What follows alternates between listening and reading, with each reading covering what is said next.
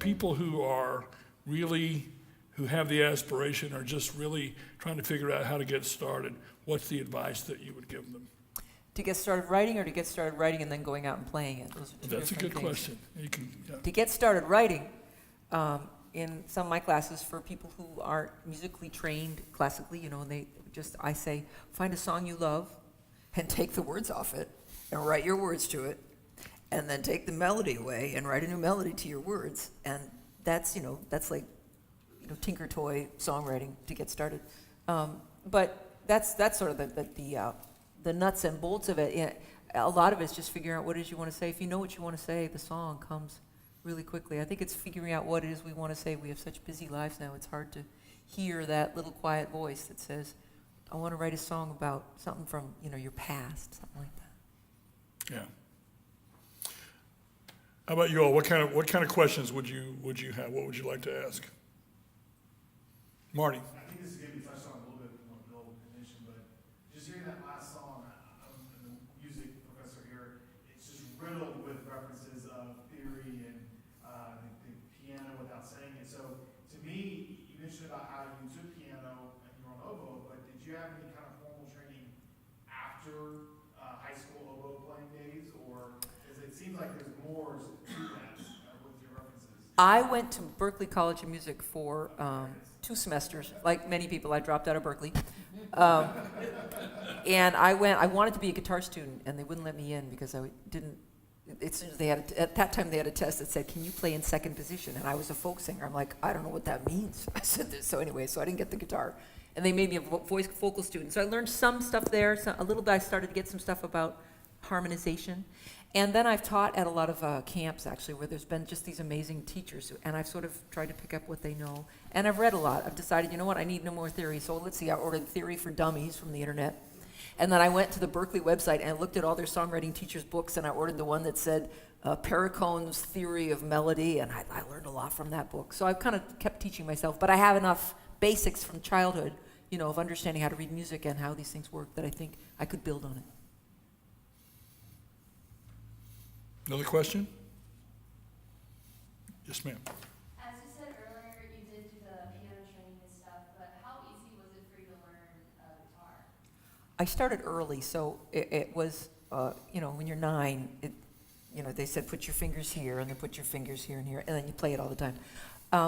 So for me, it was pretty easy, and I've just always played it. It's almost, I've grown up with it. I've played it now for 45 years, so, it's like part of me. In fact, I have a problem now because my neck and my shoulder are so connected muscularly that, my massage therapist always trying to disconnect them. But I know people who pick it up later, and guitar is one of the, I think, easiest instruments. I mean, ukulele is easier, but if you want to learn guitar, you can. I mean, at my camp, we teach people how to play guitar in a week, and they can play a song by the end of a week. It's a very rewarding instrument to start playing. Also because it's this thing against your body. I would play it all day just so I could hear this thing doing this thing against my body.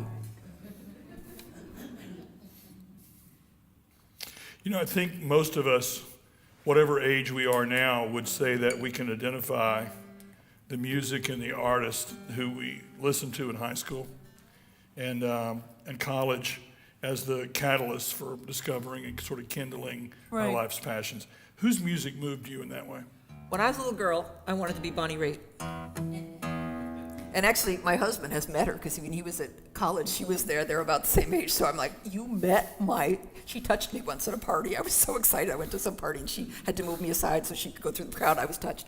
I'm a huge Bonnie Raitt fan. She was, my brother had Streetlights, that record, and I was in 2nd grade, and he had the first Walkman I'd ever seen. So he walks up to me with what looks to me like this little box, I don't know what it is, and he's got these little tiny little things that of course we all know are headphones, but they didn't look like, and he puts it on and he turns on Streetlights.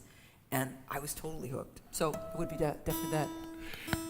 One of the things I find interesting is when I talk to people and about who were your songwriting heroes and who influenced you, and then trying to say, can you hear the influences of that person in your songs? can you identify in any of your songs, maybe your Where early- they come from? Yeah, in terms of the influences. I also listen to a lot of Peter, Paul, and Mary because my brothers and sister had their records, and Joni Mitchell, so a lot of that stuff. But I can't say, if I think about my earlier stuff, it's much folkier than their stuff. They were much poppier than I was. I didn't have the guitar chops to play what I was hearing. It's only now that although I sat in bars, I used to play in bars, playing her vision. So I really eventually learned it. I would see her guitar style, but I never really, my writing never became from that. So we talked about this earlier, but another question that we always ask people is, what was the first song? Do you remember the first song you ever wrote? And a lot of times, I think the answer for most of us is, well, I kind of remember it, but I don't remember to play it. But so my question, I'll give you a little flexibility on that. Yeah. What's the first song that you would say was a keeper? Oh, it's easy, yep. So, when I was 20 or 21, I totaled my mother's car while she was on vacation in the Okefenokee Swamp. And it was totally an accident. I was driving in a blizzard in New Hampshire, and the car coming at me slid into my lane, and we did it really slowly, but still, I totaled her little Subaru. And I was sitting I may be conflating two different things, but I was sitting in my kitchen feeling just like I needed my mother. And it's long before cell phones. And so I conjured her up. And I have to say, that longing feeling, I have written a lot of songs on that. Oh my God, I so badly need to be near this person. That's an incredibly strong feeling. And I just wanted to say, I once heard Robert Bly speak about the fact that creativity, a lot of it is we are born with the longing muscle. And the longing muscle is an important creative event. And in our current society, you can get almost anything you want overnight from Amazon. So longing is a hard thing to, but the longing for a person, which Amazon will not deliver the next day, for me has often been, Charlie was once a long, long way on away, and I wrote this song just because I just wanted to be able to think about being with him. So this was me trying to think very early, before I'd written any songs that I'd kept, about how to be with my mom.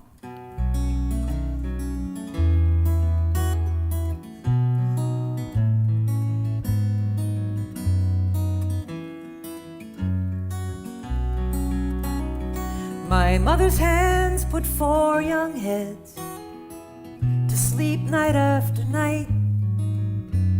The story's been read and the prayers have been said, and she'll sing when they turn out the light. That I know where I'm going. Turn around, turn around, turn around. There's a long, long trail a-winding to where I lay me down. You could kind of say I didn't write the chorus, I just assembled it. There was a velveteen rabbit and Winnie the Pooh. In summer I go to sleep by light. Forgive us our debts as we forgive our debtors. God be with you all through the night. And yea, though I walk through the valley of the shadow with Noah and all in his ark, I fear no evil, but leave on the hall light, 'cause I am still afraid of the dark. And I know where I'm going. Turn around, turn around, turn around. There's a long, long trail a-winding to where I lay me down. There are days when life is a struggle, and there are days to surrender the fight. I can read my own stories and say my own prayers and even turn out the light. But if I found a lantern and one wish were mine, I think I know what it would be.